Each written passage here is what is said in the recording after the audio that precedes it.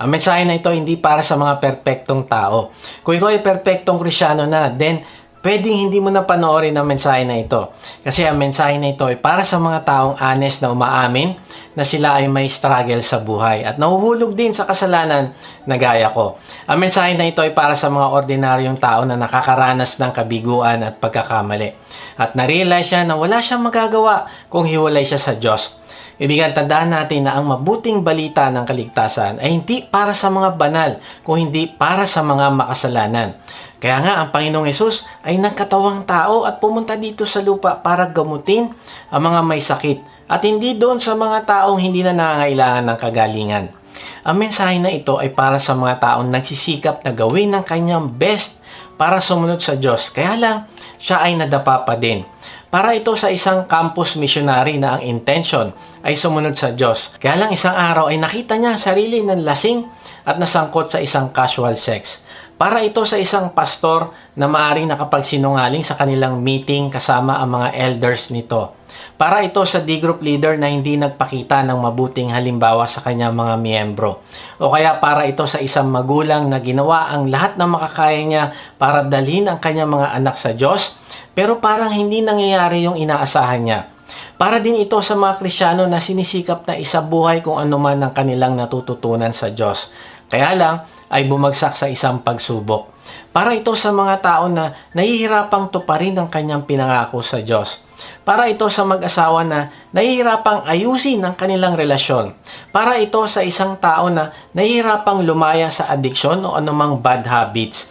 Para din ito sa mga kabataan na hindi mapahindian ang mga kaibigan na nagbibigay ng masamang impluensya sa kanya. Para din ito sa pamilya na may struggle sa pinansyal. Para ito sa mga OFW na pinaglalabanan yung hirap ng trabaho at hirap ng damdamin na malayo sa kanilang mahal sa buhay. Para lamang makasurvive ang kanyang pamilya. Para ito sa mga tao sa iba't ibang paraan at kadahilanan ay nahulog sa kasalanan at nabigong magtiwala sa Diyos.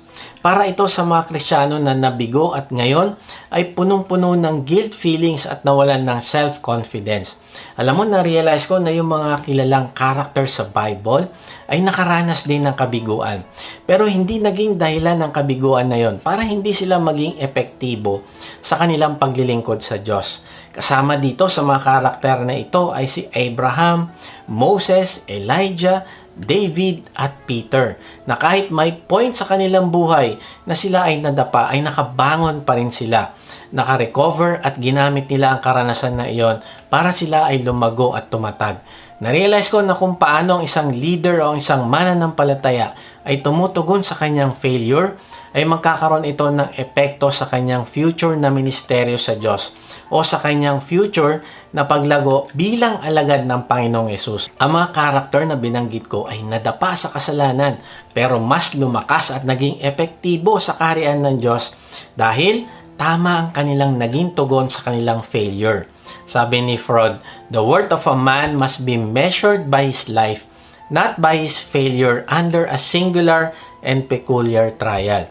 Narealize ko na kung paano ang isang leader o isang mananampalataya ay tumutugon sa kanyang failure, ay magkakaroon ng epekto ito sa kanyang future na ministeryo sa Diyos. Kung tama ang kanyang magiging pagtugon sa failure, ay magkakaroon ng pagbabago sa kanyang buhay na epektibo magagamit niya para sa kaharian ng Diyos.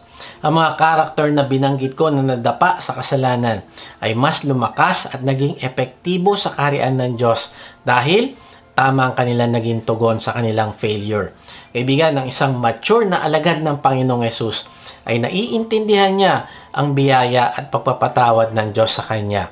Naiintindihan niya ang katotohanan na ang kanyang failure ay hindi katapusan ng mundo. Maaaring may mga consequence siyang pagdadaanan, kagaya ng mga consequence na pinagdaanan ni David dahil sa kanyang kasalanan. Pero alam ng isang mature believer na makakapagpahinga siya sa biyaya o grace ng Diyos. At dahil dito muli siyang lalakas dahil babangon siya at hindi susuko. Nakakalungkot kasi kapag tayo nakakaranas ng kabiguan, ang tendency ay manatili tayo doon sa ganong kalagayan at hindi na babangon para ituwid ang pagkakamali.